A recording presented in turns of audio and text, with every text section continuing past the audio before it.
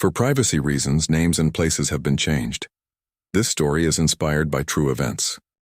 On a crisp autumn morning in 2001, 4 American exchange students from the University of Pennsylvania left their dormitory in Krakow, Poland, embarking on what should have been a routine drive to Warsaw. Nicole Rodriguez, Rachel Thompson, Preston Jackson, and Sean Murphy were last seen stopping for coffee at a highway rest area near Cieszesztowawa. They never reached their destination. Despite an intensive international search effort involving both Polish and American authorities, their rental car sat hauntingly empty in the parking lot, containing only their abandoned luggage and passports. For 20 years, their families lived with devastating uncertainty, while 4 empty seats at graduation ceremonies served as painful reminders of lives interrupted. Then, in 2021, a construction crew's discovery in an underground tunnel system near the rest stop would unravel a sinister operation that had been hiding in plain sight for decades. This is the complete investigation into what happened to the 4 students who vanished on that fateful autumn day. Before we continue, let us know where you're watching from, and if you enjoy this content, consider liking and subscribing to our channel. Now let's continue. On a crisp autumn morning in 2001, 4 American exchange students from the University of Pennsylvania set out on what should have been a routine journey from Krakow to Warsaw. Nicole Rodriguez, Rachel Thompson, Preston Jackson, and Sean Murphy represented the brightest of their generation, ambitious juniors eager to experience life beyond American shores during their semester in Poland. The morning of September 28th began with promise. Security cameras at their Krakow hostel captured the 4 friends loading their bags into a silver Volkswagen Golf, laughing as Preston struggled to fit his oversized backpack into the trunk. They had planned to spend the weekend exploring Warsaw's historic old town, a final adventure before midterm examinations would demand their full attention. 3 hours into their journey, the group pulled into a rest stop near Cieszesztowawa, a common waypoint for travelers along the E75 highway. The time was 11:43 a.m. when their vehicle entered the parking lot. Security footage, grainy but clear enough to identify the 4 students, showed them entering the rest stop's small convenience store. Nicole purchased coffee while Rachel examined a rack of Polish candy bars. Sean and Preston headed to the restrooms on the building's far side. This would be the last confirmed sighting of all 4 students alive. What happened in the following 47 minutes remains a subject of intense speculation and investigation. The security cameras captured only fragments. Preston exiting the restroom at 11:52 a.m., Rachel walking toward the car at 11:57 a.m., and Nicole speaking with an unidentified man near the building's eastern exit at 12:03 p.m. After 12:30 p.m., their rental car remained motionless in the parking lot, becoming an eerie monument to their disappearance. By nightfall, the students' absence had triggered alarm bells across 2 continents. Their scheduled check-in at a Warsaw hostel never occurred. Calls to their cell phones went straight to voicemail. The first missing persons report was filed by the hostel owner in Warsaw at 9:45 p.m., setting in motion what would become one of Poland's most perplexing criminal investigations. When local police arrived at the rest stop shortly before midnight, they found the rental car exactly where it had been parked hours earlier. Inside, 4 passports lay untouched in the glove compartment. Luggage remained perfectly arranged in the trunk. A paper cup of cold coffee sat in the center console, Nicole's lipstick still marked on its rim. The following morning, Professor Michael Thompson received the call no parent ever wishes to hear. His daughter Rachel, along with her 3 friends, had vanished without a trace. Within 24 hours, he was on a flight to Poland, beginning a 2-decade quest for answers that would consume his life. The initial search efforts were massive. Polish National Police, led by Lieutenant Anna Nowak, deployed helicopter units and search dogs across the surrounding countryside. Local volunteers combed through nearby forests and fields. Missing persons posters, featuring the smiling faces of 4 American students, began appearing across central Poland. But as autumn faded into winter, hope dimmed. The rest stop, once a mundane way, point for travelers, became a symbol of an unfathomable mystery. How could 4 young adults simply vanish in broad daylight? The question haunted investigators, families, and the University of Pennsylvania community. Their disappearance transformed the landscape of international student safety. Universities worldwide revised their travel protocols. The U.S. State Department updated its guidelines for students studying abroad.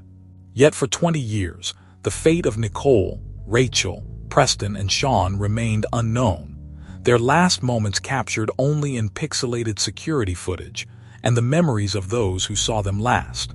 The rest stop continued its daily operation, but those who knew its history could never view it the same way.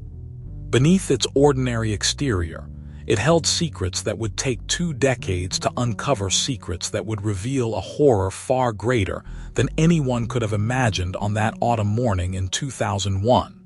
Lieutenant Anna Nowak arrived at the rest stop in the pre-dawn hours of September 29th, her breath visible in the autumn air as she surveyed the eerily quiet parking lot. The silver Volkswagen Golf stood exactly as it had been discovered, a silent witness to whatever tragedy had unfolded the previous day. Nowak had handled missing persons cases before, but something about this scene immediately struck her as unusual. The meticulous arrangement of the victim's belongings suggested this was no ordinary disappearance. 4 passports, 4 sets of luggage, 4 lives suddenly interrupted mid-journey. Inside the convenience store, employees struggled to recall detailed interactions with the students. The morning shift worker remembered Nicole Rodriguez's American accent as she ordered coffee, while the afternoon attendant noted Rachel Thompson's brief conversation about Polish candy bars. But no one could pinpoint the exact moment the students vanished, or why. The security footage offered tantalizing but incomplete clues. The grainy images showed an unidentified man in a dark jacket speaking with Nicole near the building's eastern exit. His face was never clearly visible to the cameras, and his presence raised alarming questions. Initial analysis suggested he moved with purpose, his positioning carefully chosen to avoid direct camera exposure. Professor Michael Thompson arrived from Pennsylvania 48 hours after the disappearance, his face bearing the haunted look of a father confronting his worst nightmare. He established himself in a small hotel in Czeszów, converting his room into an impromptu command center. Maps covered the walls, red pins marking every possible route and location his daughter and her friends might have taken. The investigation expanded rapidly. Nowak coordinated with international law enforcement agencies, while search teams methodically covered the surrounding countryside. Helicopter sweeps revealed nothing in the dense forests flanking the highway. Ground teams with cadaver dogs found no trace of the students in the adjacent fields. It was as if they had vanished into thin air. Rest stop employees underwent extensive interviews. The cleaning staff was questioned about any unusual observations in the restrooms. Security guards were asked to account for every vehicle that entered and exited the parking lot that day. Yet each interview seemed to generate more questions than answers. A breakthrough appeared to come when a truck driver reported seeing 4 young people matching the students' descriptions entering a dark-colored van. However, after 3 days of following this lead, investigators discovered the witnesses had confused the date, having seen a different group of travelers a week earlier. Local media coverage intensified. Polish newspapers ran daily updates on the search efforts, while American news networks broadcast the students' photographs across the globe. The University of Pennsylvania established a dedicated hotline for tips, but most calls led nowhere. Professor Thompson's presence became a fixture at the rest stop. Each morning, he would walk the parking lot, trying to reconstruct his daughter's final known movements. His academic background in international law proved valuable as he navigated the complexities of cross-border investigations, but it offered little comfort in his search for Rachel. Lieutenant Nowak found herself increasingly troubled by the case's peculiarities. The students' cell phones had never connected to any towers after their disappearance. Their credit cards remained unused. No ransom demands were made. The professional precision of their disappearance suggested an organized operation rather than a crime of opportunity. As autumn progressed, the investigation began to show signs of strain. Leads grew scarce, and resources were gradually redirected to other cases. Yet Nowak refused to let the file gather dust. She maintained regular contact with the families, updated her case notes religiously, and continued to review the security footage, convinced that somewhere in those grainy images lay the key to unraveling the mystery. The rest stop resumed its normal operations, but beneath the surface of routine activity, a profound unease lingered. Every passing traveler who stopped for coffee or fuel walked unknowingly across ground that held the secret of 4 vanished lives. And in her office in Warsaw, Lieutenant Nowak kept their photographs on her desk, a daily reminder of the justice that remained unserved.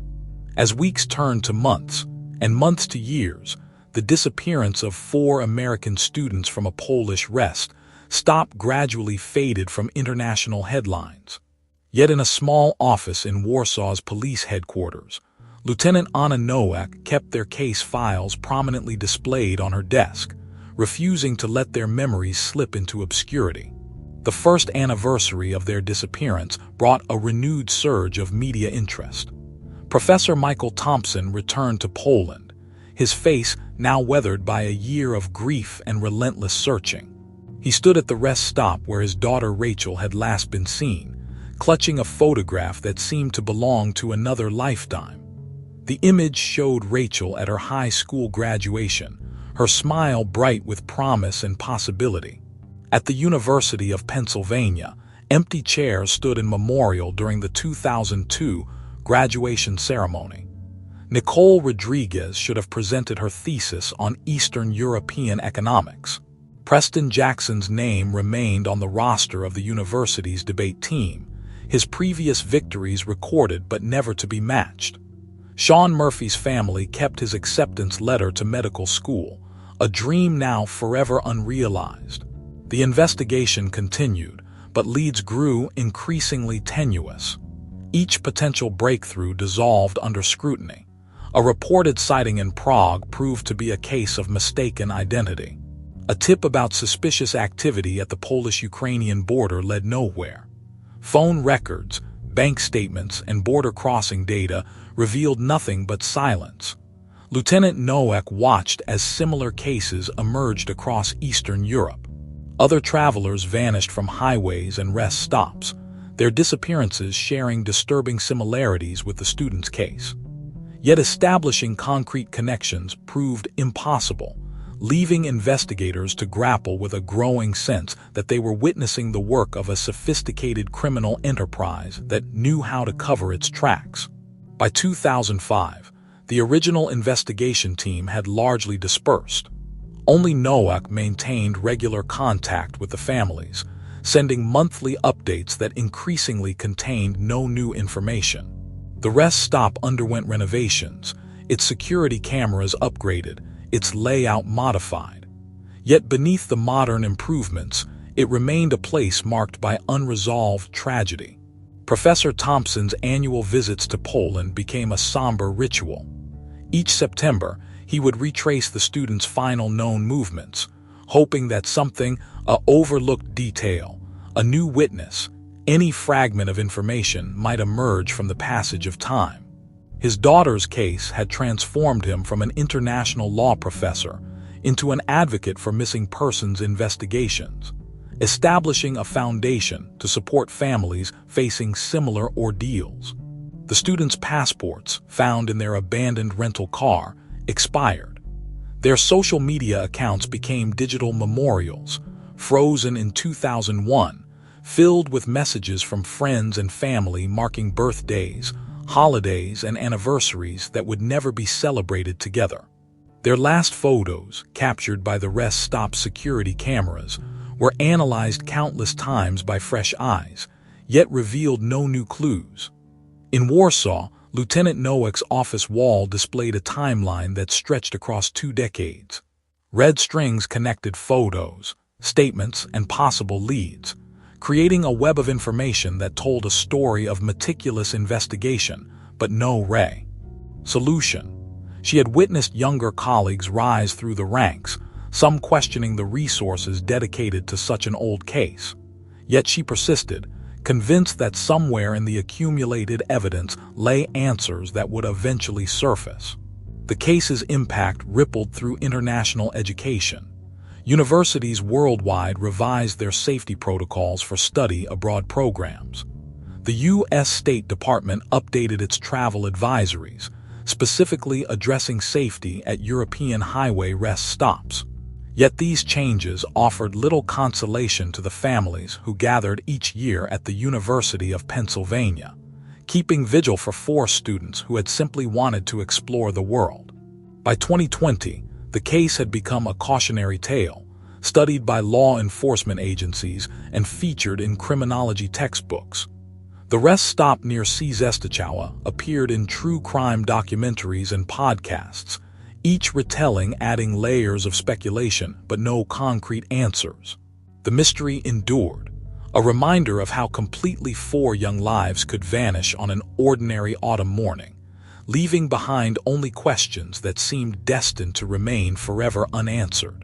On a cold March morning in 2021, construction worker Piotr Wisniewski's excavator struck something unexpected while breaking ground for a new parking expansion at the Czeszów rest stop.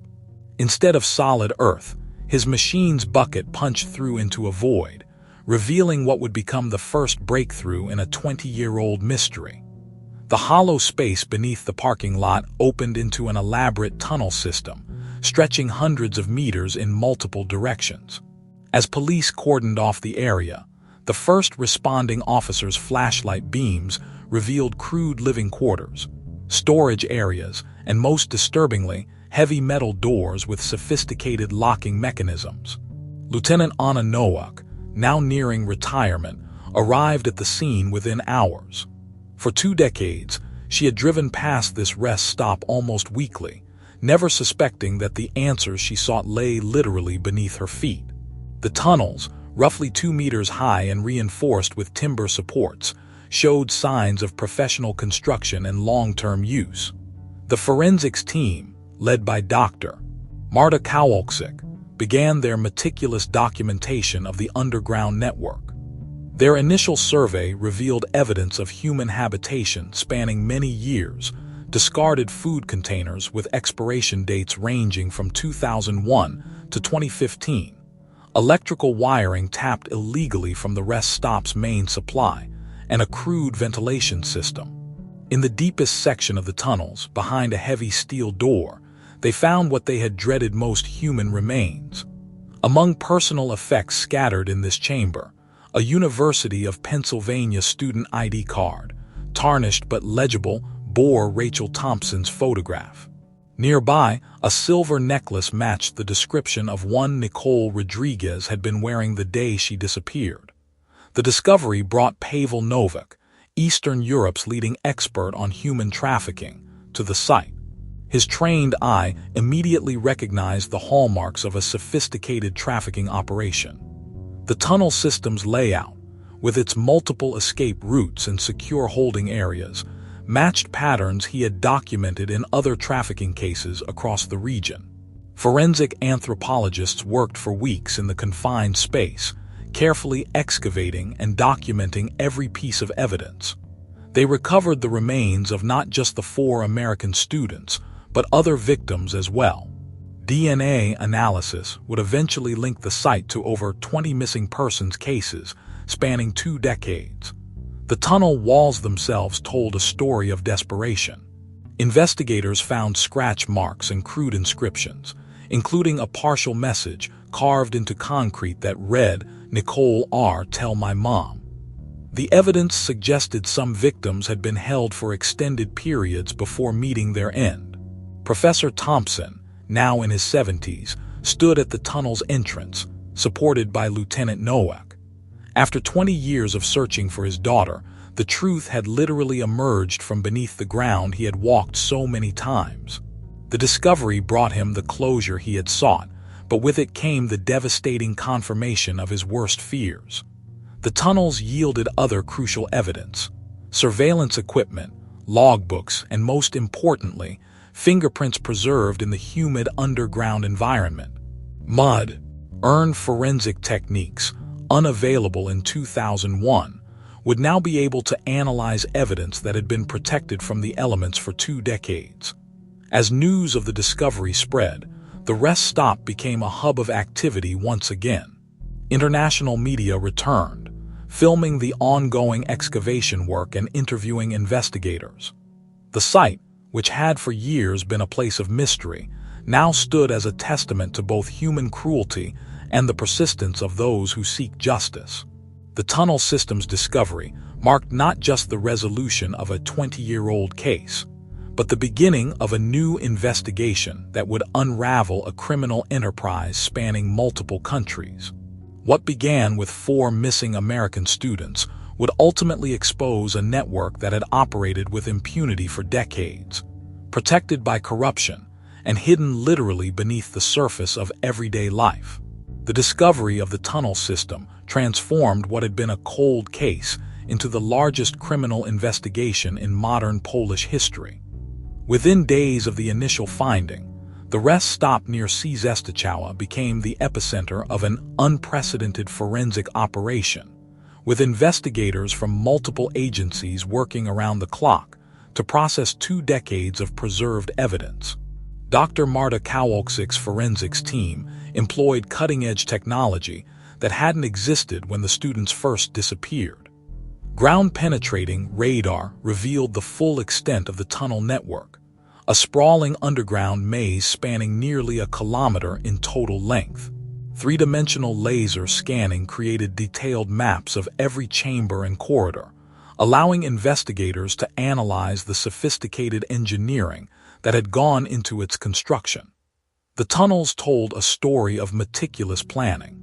Electrical systems had been professionally installed, tapping into the rest stop's power grid through carefully concealed connections. Ventilation shafts, disguised as ordinary drainage pipes, provided air circulation while remaining invisible from the surface.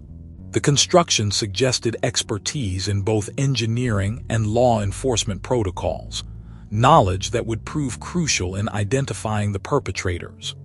Lieutenant Anna Nowak, working closely with trafficking expert Pavel Novak, began identifying patterns in the evidence. The tunnel's security systems, including the heavy steel doors and surveillance equipment, matched those found in other trafficking operations across Eastern Europe. But these tunnels showed an unprecedented level of sophistication, suggesting access to resources and expertise far beyond typical criminal organizations. The breakthrough came through modern DNA analysis. The humid underground environment had preserved genetic material that would have long since degraded in open air. Forensic technicians recovered DNA from cigarette butts, drinking vessels, and even fingerprints preserved in rust on the metal doors. When cross-referenced with international databases, these samples began connecting the site to other missing persons cases. A pattern emerged from the data. The disappearances clustered around major travel routes between Eastern and Western Europe. Victims were predominantly young tourists or students, people whose movements were predictable but who might not be immediately reported missing. The precision of target selection suggested access to travel records and border crossing data. Most disturbing were the signs of law enforcement involvement. The tunnel's construction had required permits and inspections that should have raised red flags. Yet documentation revealed that these had been approved without question. Security, camera blind spots at the rest stop aligned perfectly with access points to the tunnel system. These weren't coincidences. They were evidence of careful planning by someone who understood police procedures. Professor Thompson, though emotionally devastated by the discovery of his daughter's fate, provided crucial assistance to investigators. His decades of research into similar cases helped establish links between the tunnel operation and other disappearances across Europe.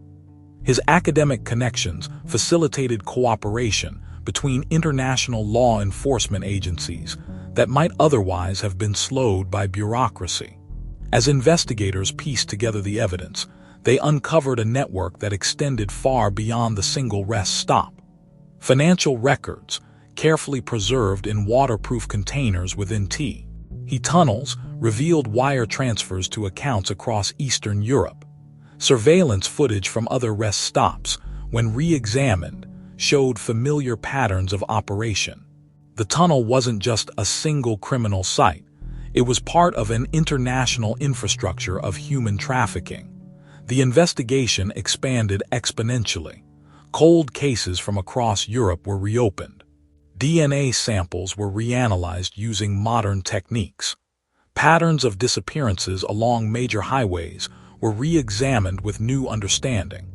What had begun as a search for 4 missing students was becoming an exposition of a criminal enterprise that had operated with impunity for decades. Lieutenant Nowak, who had carried the weight of this case for 20 years, watched as each new piece of evidence brought them closer to the truth. The tunnel had preserved not just evidence of crimes, but the means to identify those responsible. After 2 decades of darkness, light was finally being shed on one of Poland's most disturbing criminal operations. The breakthrough in the investigation came through an unexpected source. While processing DNA evidence from the tunnel system, forensic technicians identified a partial match to a former police officer in the national database.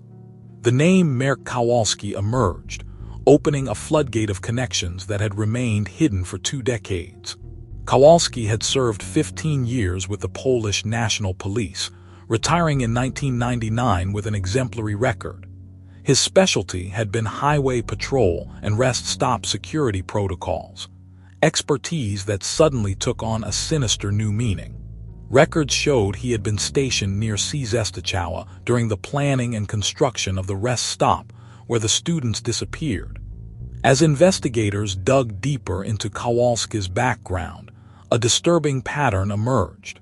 His police career had given him intimate knowledge of surveillance blind spots, patrol schedules, and most crucially, the documentation required for construction projects along major highways. The tunnel system's sophisticated design reflected his understanding of law enforcement procedures. He knew exactly how to avoid detection.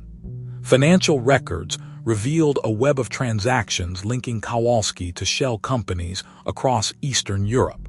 These companies had provided construction materials and equipment during the rest stop's original development, explaining how the tunnel system was built without raising suspicion.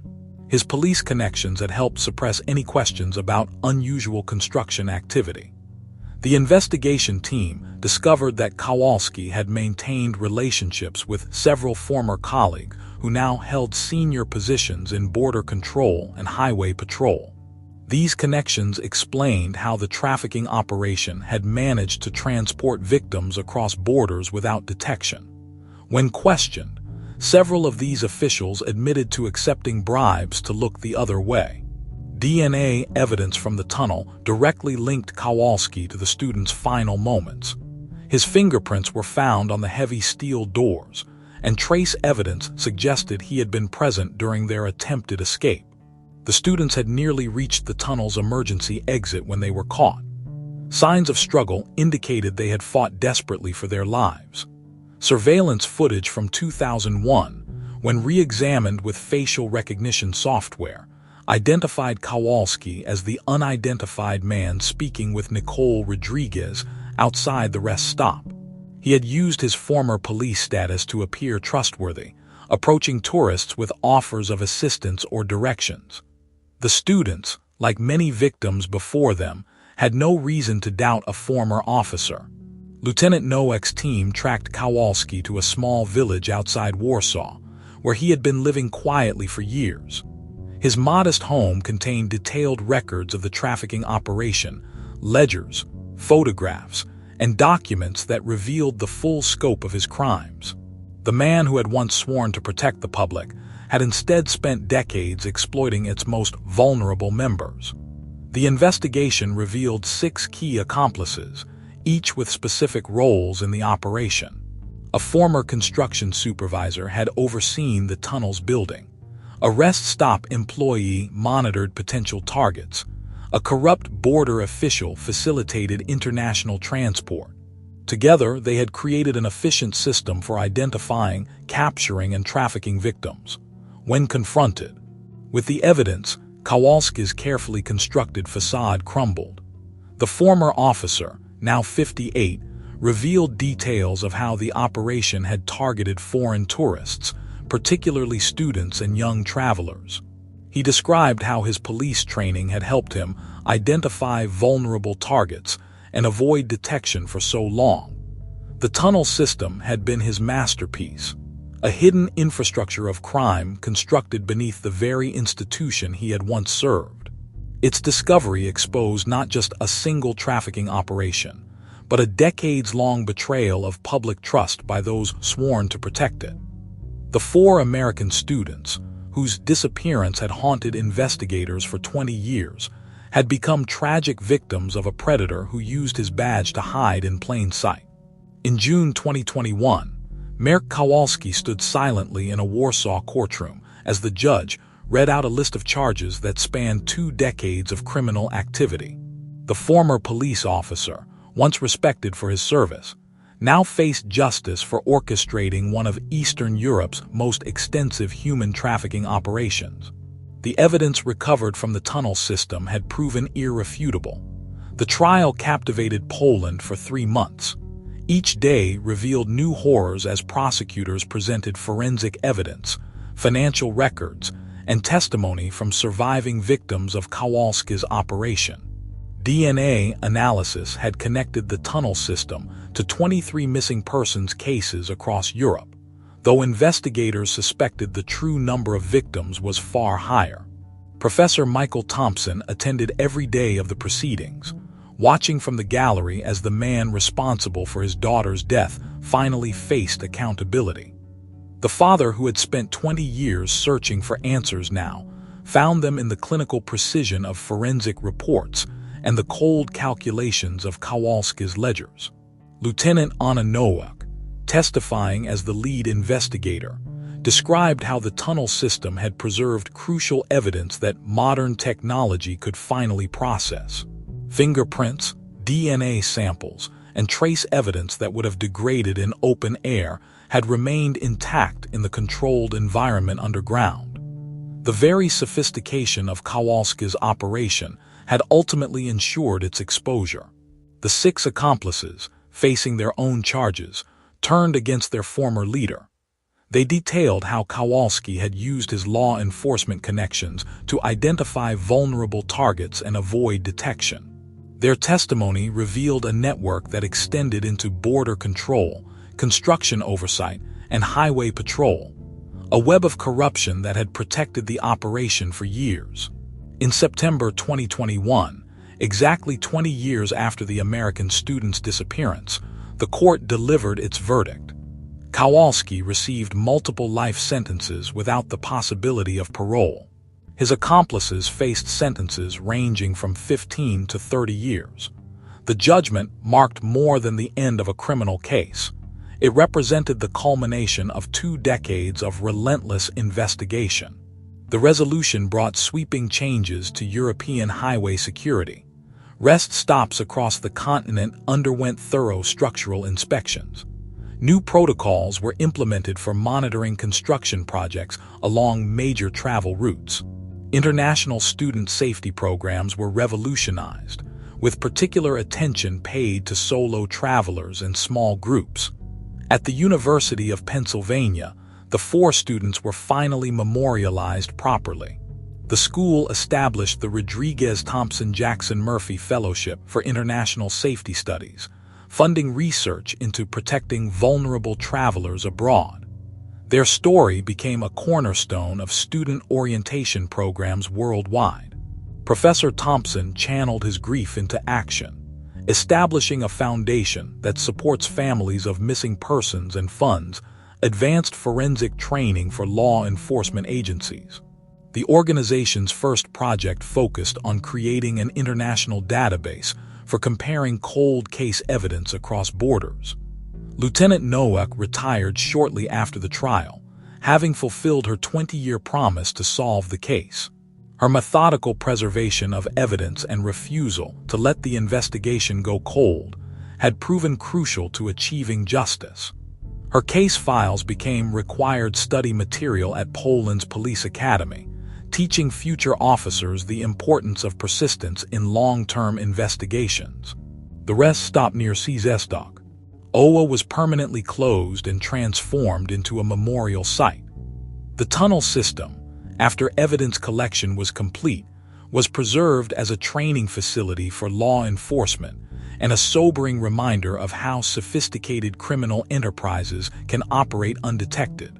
Visitors now leave flowers at a monument bearing the names of all identified victims. In the aftermath of the trial, several cold cases across Eastern Europe were reopened.